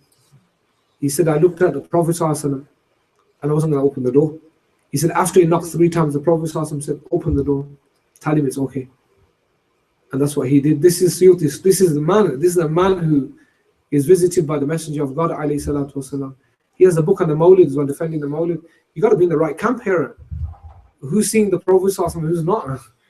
I mean, Suyuti is, there's loads of dreams of Suyuti like this. Similarly, there's one of Umar, Sa'uddin Taftazani. I tell you his story as well. Sa'uddin Taftazani was a little boy, 10 years old. And he was in a class and everybody made fun of him. They said he was like, he didn't have intelligence. He believed he was ahead. So they said, oh, you know, there's always one in the class, or 2 or 3. These days, there's 10 of them in the class. The exception is the mashallah one. So, but he was actually good, but he wasn't as intelligent as everybody else. And they would make fun of him. They would say, you don't understand anything. You know, and the teacher would also try to comfort him, and he was only 10 years old. Imagine it. That was a 10-year-old. Look at the strict criteria for being a scholar. So he used to go to the masjid after and used to revise all day, all night, day and night, wouldn't sleep, trying to get it right in the class, get the class, and it's not working. He's sitting in the masjid and a man comes to him. He says, come with me. He says, who are you? He said, I'm not asking questions, come with me. He said, I ain't going anywhere. He said, do you know what class I'm in? Do you know what happens in my class? Do you know, even with all this work, what's going to happen in my class? I'm not going. I'm going to time for you. Carries on. The man goes away. Man comes to him again. He says, you're coming with me. He said, I've told you already. I can't give you 3, 4, 1, 2 minutes. I don't know who you are. And the third time he came, he said, you either get up or it's going to be big trouble. I'm telling you now. So he got a bit worried as a kid. So he gets up. He said, he took me to the outskirts of the city. And very easy. Outskirts, cities are very small, or towns. Outskirts are very quickly, like down the road. And he said it was all green area outside. And he said he walked with me, and then he stopped at a point, and I looked across, and there were a group of people sitting under a tree looking at us. He said, come with me. He said, I walked over, and there was a man in the middle, and he said to me, he said, Umar, what's the problem? So I looked at his face. It was a messenger of God, alayhi salatu wasalam, and all of his companions around him. He said, Ya Rasul, I don't understand anything. Teacher speaks. I don't know what he's talking about. This concept, that concept, mantiq, balagha, mantiq, same thing. He said, come here, kneel down. Udnu. He said, he took his saliva out of his mouth and put it 3 times in my mouth. He said, go back now. Those people who are in knowledge circles know who Sa'aduddin Taftazani is. He has the most complex books. After that, he wrote a commentary on a book on mantiq in one night. Some stories suggest, I don't know if they're true or not, that when he went back, the teacher looks at him and he says, oh, Umar, there's something different today. And he became the Shaykh al-Islam of that madrasa after all those students became his students. Now my question is this, when we're stuck studying, we're all students here. Do we get that? Do we get somebody coming to us saying, you're coming with me? Where am I going? Just come with me, and you turn up and the messenger of God is sitting there. These are the students of knowledge. You see, you know the fish, they're all dying in the sea. You know the fish die, the ulama die. Because the fish make a dua for students of knowledge. Somebody said to me, there's loads of students of knowledge now. I said, no, not. If there were, there'd be loads of fish as well. Because fish make a dua for people of knowledge. When the fish die, the ulama die. It's just as simple as that. And you can pretty much see it's come exactly at the same time. The sea has depreciated, and so have the ulama. Now, we move to another story. And this is a really beautiful story. And this is about visiting Medina al-Munawwara. I remember a story when I was in Damascus. There was a guy who went to Medina Munawwara, and this was on. There's somebody trustworthy told me this, and he went on Umrah, a student of knowledge. When he got there, he was in Medina Munawwara, and you know the food they serve in the masjid, yogurt, and they give you. So he was eating it, and he made a comment about the food, a negative comment about the food. And in the evening, in the night time, he said the Prophet came in his dream and told him to leave the city. Imagine that. He went back to Damascus and he went to the ulama, and the ulama said to him, look, they said something, and eventually one of the great awliya came in his dream and said he could return. You see, I know loads of stories like that. I know people who have traveled in our group of Sunnah, who you get to Mecca and they say, what do we need to go to Medina Munawwara for? What do we need to go for? One of those guys, I remember, when some of the brothers went, and he said that, and what happened was somebody stole his car and burnt it, and he had to come back to England for the dunya. He never got to go to Medina Munawwara. Well, Medina doesn't want you.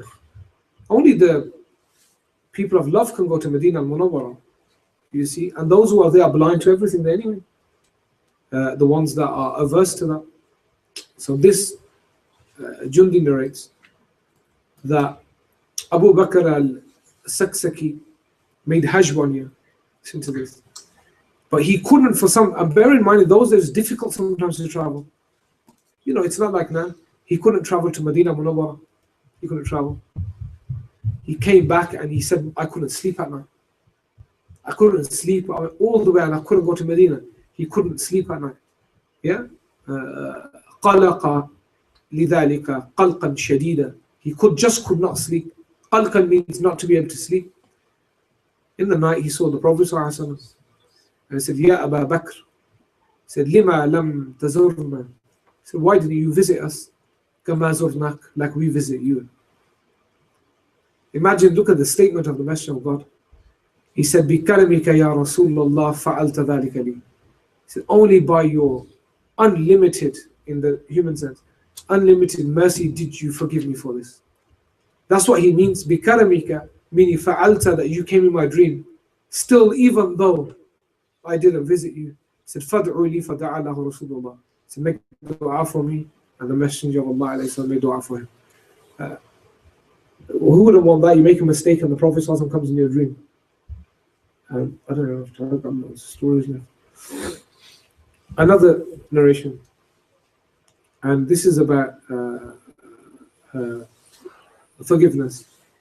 One of the ulama, one of the people saw the Prophet in his dream and said, Ya Rasulullah, make forgiveness for me. And this is really important concept here. Why do we want the Messenger of God to make forgiveness for us? Because there are only certain ways that things are done in this world and in the celestial realms. وَلَوْ أَنَّهُمْ إِذْ ظَلَمُوا أَنفُسَهُمْ جَاءُوكَ فَاسْتَغْفَرُوا اللَّهَ وَاسْتَغْفَرَ لَهُمُ الرَّسُولُ لَوَجَدُوا اللَّهَ تَوَّابًا رَحِيمًا. And when they wronged themselves only, they came to you and asked forgiveness of God, and you asked forgiveness on their behalf, only then would they find God oft forgiving, oft merciful. I once was talking to somebody, the audacity of people. I mentioned the verse to him. He said, but how can you prove the Prophet's forgiveness accepted? Who do you think you are? Really? Are you serious? I go, if the Messenger of God is not, who's going to be accepting it? I go, people have that, and then they wonder why the Prophet is saying, look what they did after me. Suhkan, get them away from me. These people, get them away from me. And the angels literally throw them away, lift them and they throw them. So he says, Ya Rasulullah, make forgiveness for me. Ask for forgiveness on my behalf. Yeah. And listen to what he says to the Prophet. He said, the reason I'm asking you is because Sufyan ibn Uyayna narrates from Abi Zuhr and Jabir that apparently you never said no. He goes with Dalila. He said that apparently you never said no. He's like saying, Ya Rasulullah, I've heard that you don't. And the Prophet smiled, you see. And he said, God's forgiven you.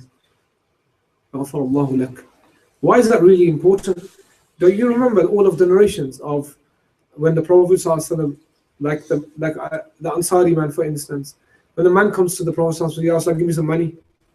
And the Prophet puts his head down. Not like this, but puts his head down. And he keeps asking. And Sayyidina Umar says, can you stop, please? Ya Rasulullah, God hasn't burdened you with the request of this man. He wouldn't stop, he was incessant. The Prophet didn't like the comment. And Sayyidina Umar was asking for the right of the Prophet in his right. He did. And then a man stood up, Ya Rasulullah, give him, for God will not leave you short-handed. And the Prophet smiled. And then he called for some money and he gave it to him. He borrowed money to give to him, which is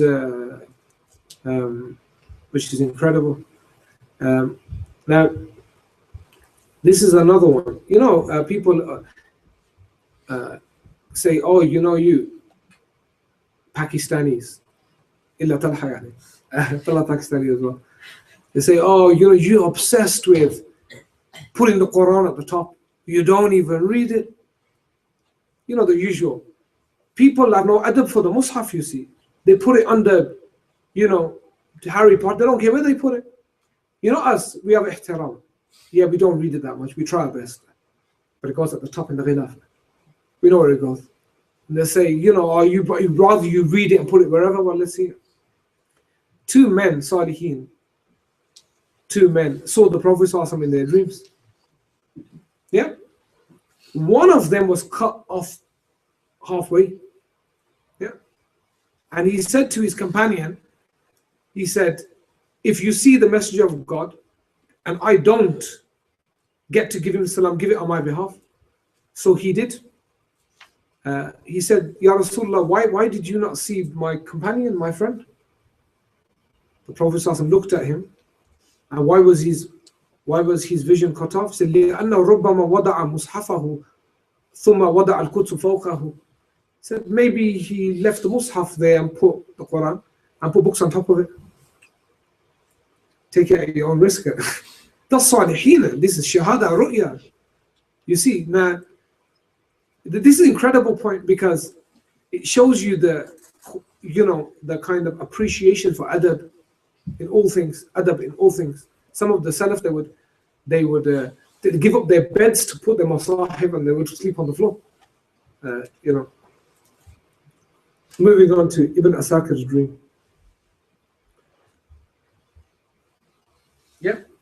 Ibn Asakir, عن ابن أساكر عن يعقوب بن سفيان أنه قال states, so this is Yaqub ibn Sufyan narrates that he said, this is beautiful. He said, I used to write hadith in the night time. I used to write hadith in the night time. And I used to have a lamp with me and I used to write. And he said, in the night time, he said, I couldn't see anything. He said, I started panicking. I couldn't see. I lost my eyesight. I couldn't see. He said, I was in a distressed state. He said, فَجَعَلْتُ أَبْكِي. He said, I began to weep profusely. عَلَى مَا فَاتَنِي مِنْ ذِهَابِ الْبَصْرِ. From me losing my eyesight. He said, I went to sleep and I saw the Prophet ﷺ. وَمَا أَنَا فِيهِ مِنَ الْغُرْبَةِ. And he told the Prophet ﷺ what happened. So the Prophet ﷺ looked at me. He said, what's wrong with you? He said, Ya Rasulullah, I write hadith. I can't see anything. He said, what's the big problem? He said, Ya Rasulullah, I can't see it. He said, come here. He said, فَوَضَى يَدَهُ عَلَى عَيْنَيَّ. He said, he took his hands and he wiped them on my eyes. He said, فَجَعَلَ يَقْرَأُ شَيْئًا. And he was reading something at the same time from the Quran. He said, I woke up and God had returned my eyesight. It's like Busiri's story, you see. This is a story about the food of Medina. Then we'll conclude and try to make a joke. There's a story about the food of Medina. Here it is. Abu Khair al-Taynati narrates, he said, I entered Medina and he says, I was bafaqa, which means he was incredibly poor and hungry and no food. He said, I stayed 15 days and I hadn't tasted anything in Medina in a while. The real people, you know, 15 days without food. We can't take 15 minutes. We're like grazing animals. Wonder what's 15 days he had no food. He said, ما ذقت ذوقا. He said, فقدمت إلى القبر. He said, I had no choice. So I went to the grave of the Prophet ﷺ. I met a man. Oh, this means not part of the story. I was outside the Roda and I walked out. And this man comes up to me with this card. You know, you have these beggars. And he came to me and he said to me, oh, my car hasn't got no petrol. Everybody had my husband. Hasn't got any petrol. And I need money. My children don't have any food. I looked at him. I go, you're in the wrong place to ask me that. I said, why? And I said, you know where you're standing? I was standing in front of the Green Dome. I said, you are in way the wrong place to be asking me that question. I said, go over there and ask the Prophet ﷺ. And this shows you that this man was mal'un. He said to me, I've already asked many times.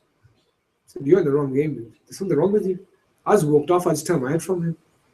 You know, when you're in front of the Prophet ﷺ, there's nobody else to ask there.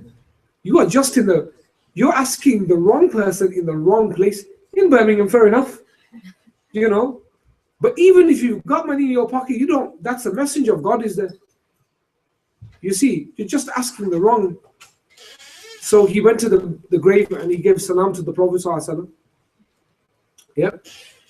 And to Abu Bakr and Umar. And what did he say? He said, Ya Rasulullah. He said, Ana dayfuka al-layla. He said, I'm your guest, messenger of God. I'm your guest. I'm your guest. Yeah? Meaning, I've got nothing to eat and I'm your guest. I'm your guest. I'm a guest in your city, Ya Rasulullah. So I went to sleep next to the grave of the Prophet ﷺ. And there, fi Naumi, Abu Bakr and Yamini wa Umar and Shimali. Abu Bakr on one side, Umar on the other. Wa Ali ibn Abi Talib bayna yadayhi. Saying that Ali standing right in front of him. Yeah? فَحَرَّكَنِي Ali. Yeah? Saying that Ali got me and he shook me like this. And he said, Qum, just stand up, the Messenger of God's coming. You see, so they're standing there, the Messenger of God is not there. He literally grabbed me like this. He said, get up, the Messenger of God's coming. So he said, I stood up. فَقُمْتُ. And then he said, I saw the Messenger of God in front of me. He looked at me, and in his hand was a loaf of bread. He said, look. He said, he breaks it in half, said, you have half and I'll have the other half. He said, and he said, when I woke up, he said, I was satiated. I was satiated. People are fed in their dreams and satiated when they wake up. Imagine that. The level of those are all the stories that I documented for this lesson. I'm going to give the khulasa, inshallah. So, I mean, this is back to Busiri's line again. نعم صلاتي في من أهوى فأرقني والهب يعترض النذات بالألم. I want to talk about alam just a little bit here. I firmly believe that we're not ahal for this line because this line is something else. But my question is this, and I want to be practical for all of us. We've got tonight at least. How many of us tonight then will yearn to see the Messenger of God, alayhi salatu wasalam? People yearn to see haram in their dreams. All it takes is wanting to see the Messenger of God. For that, look at the Shaykh who said, Prophet said to him, why don't you visit us like we visit you? Why don't you do that? I think it's high time that at least we dedicated some nights just begging God to give us a vision of the Prophet. Said that Abu Bakr would find him weeping in the nighttime, weeping profusely to see the Messenger of God, Busiri, etc. All of these people weeping, and they would fall asleep and maybe see the Messenger of God. And the meaning of the line, وَالْهُبُ يَعْتَادُ لَذَّاتِ بِالْأَلَمِ, is that even though they saw the Messenger of God, it was short-lived when they woke up, until they, like Abdullah bin Umar last lesson, actually asked God that I don't want to stay here anymore. I want to leave this world, because unless this vision becomes permanent for me, unless it's after bina, ya Uthman, ghadan, you will eat with us tomorrow, Uthman. I don't want to stay here. I want to leave this place. The question is for all of ourselves, and do we really want to? People, we always say, I want to see the Prophet ﷺ, I haven't seen the Prophet ﷺ. I want to mention something. First and foremost, the ulama are quite clear about it. If a person sees the Prophet ﷺ, this is my opinion, maybe kind of tabsira on this. I'll give what the ulama say in my opinion. First, the ulama say whoever sees the Prophet ﷺ in his dreams is somebody that will not lose iman. Iman will not exit his heart because of the impact of the vision of the Messenger of God on his heart. Whatever he becomes, iman will stay. That's one thing. I am of a different opinion. It's not different, a bit. I personally believe whoever sees the Prophet ﷺ in their dreams won't go to hell at all. And that's a belief that everybody should hold. It should be what you measure things by. You see, it should be what people measure things by. And that would want people to want it more. And this is why I don't understand why we don't. I mean, when you ask people what they want from the world, you surveyed 1 million Muslims, I don't think one of them would say, I want to see the Prophet ﷺ. And that's just a dark reality of our state. A dark reality of our state. I don't personally think there's anything in this world except to see the Messenger of God. You know, I know people that, great people that have privately stated they have seen the Messenger of God. Yaqdatan. How is that even possible? How can you imagine that? They've seen him when they've been awake. I've asked them, what does it feel like? What does it look like? Some of them said we see light first appear, and then we see the Messenger of God. But it's not like seeing a person. It is something that it's not like a projected thing. You can't explain it. You can't describe it. You know you can't reach, but you have to. But that's how we see. Some of them will say, I don't see, but I can hear the Messenger of God's voice in my ear. I can hear it. You see, you know, I can hear his voice. How many of us can even, and there are people of this era, the amount of pollution that we have in our hearts, I'm the foremost first person, it's very difficult for the vision to penetrate, to be allowed to take place in that regard. And I think we all need to seriously ask ourselves the question, what Sayyidina Khadr said, which is, Allahumma farrighni, oh Allah, free me for that khalaqtani, for what you have created me for. Free me to do that. And I think until we realize that, only then will we understand what Busiri was going through. what will see found. I think it makes the world a little less important. I think it makes the world less important. And one of the things I would say, because a lot of these types of durus, and this is for me, to be honest, I can be for myself. Turn up. At least I can try to benefit from at least reading this stuff. And that's something important that I want to speak about. We don't have a community left. You know, when they say on the news, the Muslim community, I would love to see it. We don't have a community. I mean, this is what people did every day. That was a Muslim community, where people got together on Mondays and broke their fast together. Where people would be walking down the road and they see somebody else walking out of their house and they're all going to Fajr together. Where there was an actual community. A community of people. And that's when people would see the Prophet ﷺ would stand up in gatherings.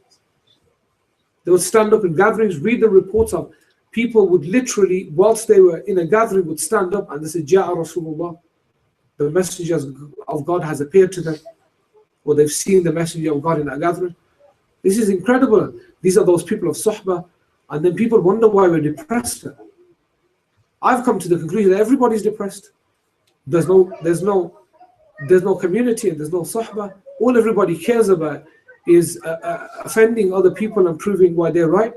Even now, somebody will send you a text message that would be very offensive, but just they sugar it, coat it with a multicon. Is that what it's called? What's that face thing? Faces emoticon. Emoticon. So what they'll say is it's like saying you're an idiot, lol. So they're going to offend you, and then they can get. Do you know God forgives you for everything?